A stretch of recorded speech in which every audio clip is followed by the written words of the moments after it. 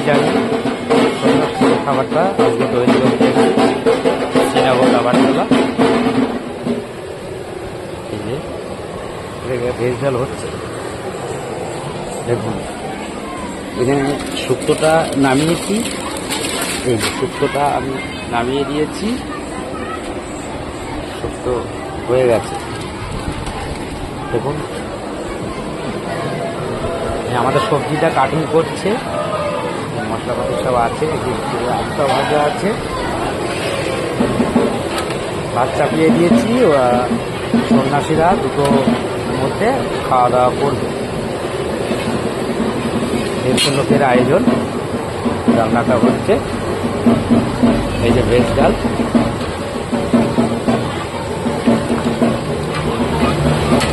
পনির, কিশমিশ, কাজু বাদাম, বিন, গাজর সবই আছে।